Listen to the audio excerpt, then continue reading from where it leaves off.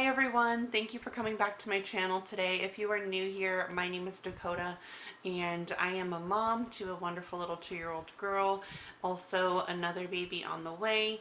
If you haven't watched my last video, you can check out that gender reveal. Also just check out what my last trimester was like. This video is also about how my second trimester has gone. So let's just dive right in. Okay, so the second trimester is weeks 13 to 26 in a pregnancy, and my second trimester, I actually will admit, was pretty smooth with this baby. With my first child, my daughter, it was actually pretty rough for me, but this one has been pretty easy. I think part of that being easy is just the fact that I knew what to expect, just knowing what I had endured during my first pregnancy. So first and foremost, one thing that set in pretty early in my second trimester was anxiety. But not just any type of anxiety. I will admit some of it was very irrational. For example, I started having many thoughts of just scenarios that would happen and how I would react to them. If you don't know already, I live in Arizona, in the middle of the desert. And I had scenarios in my head of just what would happen if it flooded, if my house flooded. Like if some kind of tsunami or something came and the house was flooded, how would I get to my daughter in time and get to the roof? It was the very irrational scenarios that would come up in my head, and it was just like I had anxiety for a number of weeks. I want to say in my mid second trimester is when I really hit with the anxiety. It has subsided quite a bit toward the end of my second trimester, but I know there was a few weeks there where I really felt anxiety about many situations. Some of them were realistic, mind you, but many of them were irrational and would probably never happen, and I don't even know what brought them to mind, but I had anxiety about them. It was just something to overcome. I do remember having that with my first daughter, and it was just something you get through and you know that it passes. I think knowing that I had that with my first daughter made that part a lot easier. Secondly though, one thing that also came, which was in my first pregnancy as well, was insomnia. I have a lot of trouble, and I still, in the third trimester now, as I finished up my second trimester just recently, I still have the insomnia. I have a lot of trouble falling asleep, but I also have a lot of trouble staying asleep. So I've been working really hard to get my sleep schedule more aligned. There are days though where I'm just exhausted because I'm only going on 4 to 6 hours of sleep. And me personally, I'm the type that needs a solid 8 hours. In those newborn months, it's rough for me. But it's not that bad because you have a little bundle to look forward to. Trying to think here. So one thing that's very normal that happens, and I think any woman really experiences it in their pregnancy, but in the second trimester is when it hit me, is towards the end of it is when I started feeling like when I eat, I get extremely full very quickly. And you can get to the point of eating just one bite too many and feeling sick from it. Part of that is because, well, one, the baby's getting bigger in your uterus and it is expanding, pushing on your stomach and other organs. Therefore, you feel like you can't eat as much. So you're not used to those portions that you're used to eating, and then only being able to eat only a portion of that. So it's just something to get used to though. It's not that bad. It's only bad when, like I said, you eat one bite too many and you're just left feeling sickly. And so you just got to be careful. That's all I've done. And it has helped though, because in my second trimester, I will say through my entire second trimester, I think I only ended up gaining very minimal weight. I don't remember what I weighed at the very beginning, so I don't want to say for sure, but I feel like a majority of that second trimester, I stayed at the same weight. In fact, I think my last few OB appointments have all been the same exact weight or right like a pound or two off, give or take. And that is actually kind of surprising for me because I will say that my cravings have been ridiculous for, like, I have had a sweet tooth craving. I have wanted sugary cereal probably a good majority of my second trimester, I'm going to be honest. Like anything from Fruit Loops, Fruity Pebbles, Cocoa Pebbles, Frosted Flakes, like anything that's been a sugary cereal, which honestly I could do without before this, but it has been the strongest craving. I did go through a couple weeks where I just wanted ice cream all the time, and then it switched to the cereal, but I also want the cereal with extremely cold milk. So I don't know what it is, but I'm going to be honest with you, I do give into it. As long as I'm minding my glucose levels and making sure that I'm watching those, I'm eating like a fair portion, then I'm not too worried about it, especially since the scale hasn't really shown me that it's something I needed to worry about. I don't go too overboard, mind you, but if I have that craving, I do have probably a bowl a day. If not two sometimes. Lastly, I think the last big symptom that I've noticed in the second trimester was a change to my hair. So I do have PCOS, as many of you know. And with PCOS naturally comes hair thinning, but also hair growth in places that you don't really want to have hair growth. And during this pregnancy, in the second trimester, it hit me a lot harder than it had, I think, with my first daughter. My hair growth has been, like, I do get a bit of a woman beard, I'll say. And so that has gotten much worse in the second trimester of my pregnancy. Just getting coarser, growing faster, and darker. It's not something that I stress too much about, to be quite honest with you, because I've accepted that part of myself and that part of my life. With PCOS, that is just something that I deal with, and I'm not that ashamed of it. It's nothing I have control of. One thing, though, that has been really hard on me is my hair thinning. I have the typical male pattern balding that you get with PCOS. But it has become much worse, I think, during my pregnancy. I noticed it got worse with my first daughter, and then it improved after I had her, a few months after I had her. But in this pregnancy, it hit a little earlier than that, and I feel like it's much worse, of a greater degree of severity than it was with my first. I've had a lot more thinning on the top of my head, on the back, on the sides, and I already had hair thinning, mind you, because ever since I turned, I'd say I turned, since I was like 16, 17, when I was about the time I was diagnosed, it was very soon after that was when my hair started thinning, so I'm used to it. It's just hard seeing it at such an advanced rate right now and feeling a little out of control with it. It is one of those things where I'm just learning to get the courage to be okay with it and come to terms with it is another thing I have no control of, and I will do what I can to make it better, but I know in the end it is just something that's hormonal and I have no control over it. But it is very hard to feel comfortable with yourself and your own skin, especially as a woman, when you start losing your hair. I know some women out there with PCOS can relate so much to that, and trust me, my heart's with you right now as I say this. It takes a lot of courage to be able to go in front of the camera and actually talk about hair loss and how it's affecting you, and that it is a big deal. I think in many of my videos I'm able to hide it a good bit, but in the second trimester it was very, and as I enter the third, it's very prominent, and it has definitely hindered me from wanting to do more videos showing more of like my side profile or more of, you know, the back of my head or anything. It's very, you're very self-aware. I won't get too much further into that, though.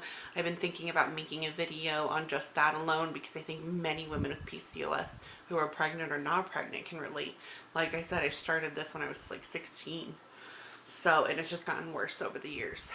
I do have some new hair growth a little bit.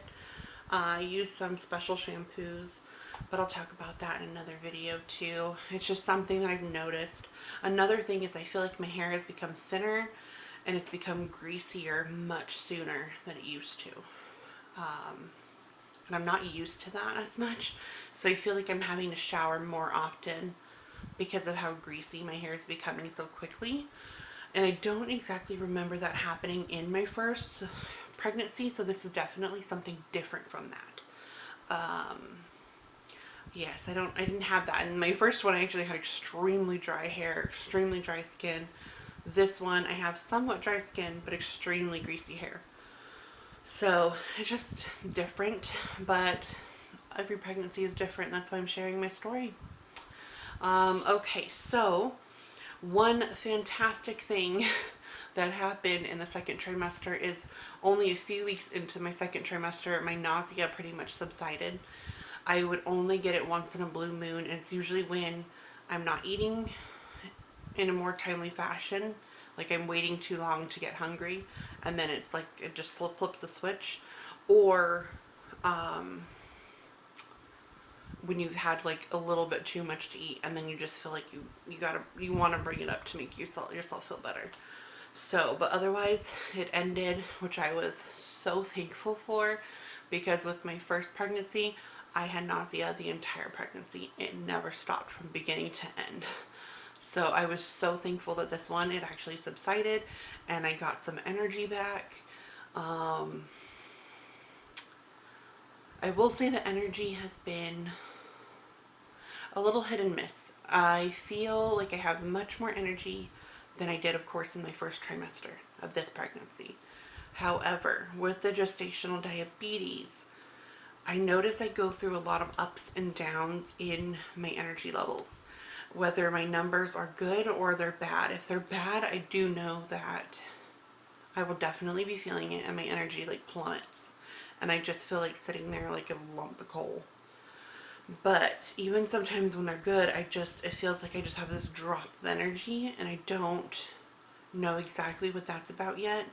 I do plan on talking to my nutritionist about it at our next appointment, because I've been noticing it a little bit more recently. I am trying to just pay attention to my diet and moderate the carbs that I'm eating. Not like low carbs. You shouldn't low carb according to my nutritionist when pregnant, but just making sure I'm eating the right types of carbs, minus my cravings for cereal. But I am doing that and seeing if it's going to help. I just started that this week though, so I'm not ready to give you any kind of feedback on that. I'm trying to think here. Speaking of gestational diabetes, in my second trimester, I went through a number of different changes in my insulin. Originally, in my first trimester, I was only having to do insulin in the morning and then once at night. I am now not only increasing my doses of the one in the morning and at night, but they've actually added another dose of a different kind of insulin that's not of a different kind of insulin that is not an extended release. It is it works in about 10-15 minutes, and that one is before dinner time. And just seeing how my numbers are slowly increasing a little bit, which they did warn me is normal as your placenta has to work harder and gets a bit larger as baby gets larger, then I think that soon I'll have to increase my doses again. So, I'm trying to think here. In my second trimester, one thing that I was so excited about was the anatomy scan. This is a scan that I had at about 19 and a half to 20 weeks, right around there. And they just verified the gender of the baby. She is definitely a girl. And if you missed that first video where I had the gender reveal, go check that out when you're done here. Go see it. So, let's see here. The anatomy scan. This is a scan that looks at the gender though, but they're also looking at all of the organs, the skeletal development of the baby, the size. She was measuring perfect at, I think at that date she was 1.2 pounds. They said she was measuring right on schedule, and her growth was on schedule, her weight. I'm trying to think here. The only things that they said that they had a problem with, which led them to bring me in for a second scan, was that based on her position, even though they tried to like have me do things to move her position, she didn't want to share a few of her organs. I think it was looking at her liver, her heart, and then I think some of the arteries they weren't able to see. And so I did have to go in for another scan about 3 weeks after the first one, and that one was a bit more boring. I mean, I was so happy that they were able to get the images that they needed, of course, but I will say I didn't get to see a profile of her or anything at that visit.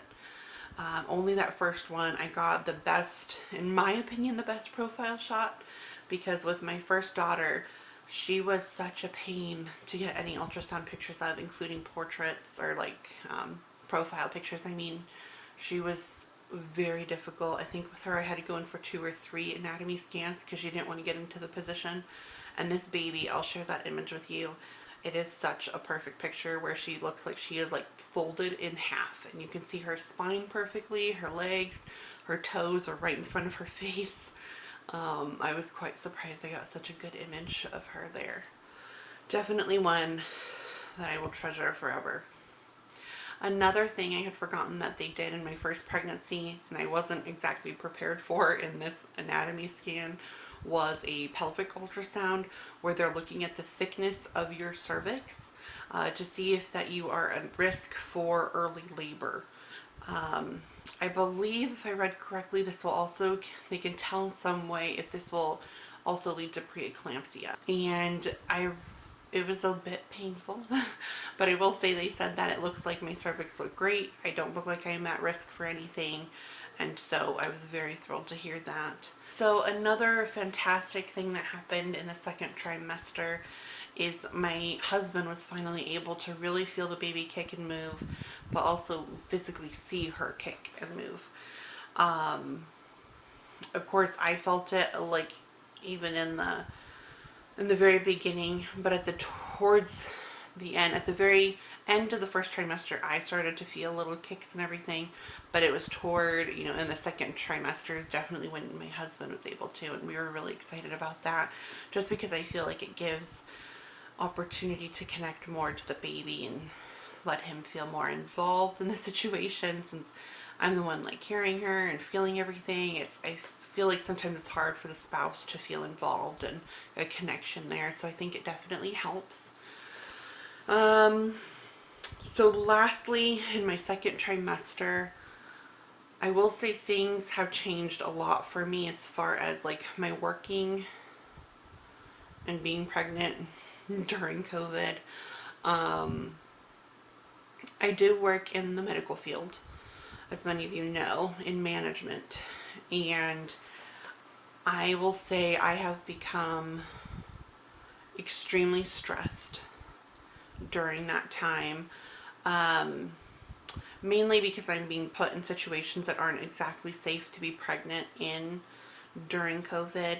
And I didn't really think about this much until I actually met with my OBGYN, and she had us do like a questionnaire of what risks are involved in your current life. And like it asks you, what kind of work are you in? Are you exposed to possible COVID regularly? Can't think of the other ones. But basically, I had given her my answers, and she thought that I was at an extremely high risk if I were to get COVID, because one of my gestational diabetes, and because I have been so stressed though that it definitely affects your glucose numbers, your blood sugar levels when you're stressed out. So it's been hard to make sure I'm trying to remind myself to stay calm, but it's also hard when you're working in such a high stress environment with such a large workload and being exposed to COVID literally daily. We were seeing about 130 patients we see I would say we see around 130 to like 150 a day of COVID testing. And that's really just putting yourself in, I feel like, a petri dish of just COVID. And we are using precautions, of course, but it does make you consider, is it really worth the health of myself or my child? But it is something I'm trying to work out, though, to see if there's any way I can work from home more and put myself at less exposure. My OB did recommend that she wanted me to work from home entirely. She recommended that I don't work in the office at all because she thinks it is such a high risk environment. And I don't want to share exactly what environment I was in, but it is a very high risk environment. So anyways, that being said, I am in my second trimester here trying to figure out, or in my second trimester, I was trying to figure out, and it has been leading into my third trimester, still trying to figure out what to do. And trying to work that out with the company that I work with. But it has caused a lot of stress to begin with, it being in this situation, but also being with a company who doesn't necessarily support my doctor's recommendation has been very stressful. So if you're in that boat too, just know I am there with you and I understand your stress, because I can imagine there are probably many mothers, pregnant mothers, who are going through similar situations of being, in a bit of an immune compromised situation where you're unable to really control what's around you with COVID, and you're feeling like you're not really being supported in the workplace that way either. So I will keep you guys up to date on what's happening with that. Right now I'm kind of in a holding pattern, just trying to work it out. I'm trying to remain as stress-free as possible, though, of course, because it affects me, my baby, my blood sugar levels. It affects everything. So yeah, I will keep you guys in touch though. So I know that was really long, but I hope that you enjoyed every part of learning about how my second trimester went. And I will be doing another video soon. I have an upcoming 28-week OBGYN appointment, and I will just be doing a week 28 update and the appointment update on my next video. So I hope you guys stay tuned, and don't forget to hit that like and subscribe button. Leave me a comment and let me know you're here. I love knowing that someone just watches my videos, that I'm connecting with somebody out there. So I hope you guys subscribe though, and I look forward to continuing to share my journey with you. Have a good one and stay safe, everyone. Bye-bye.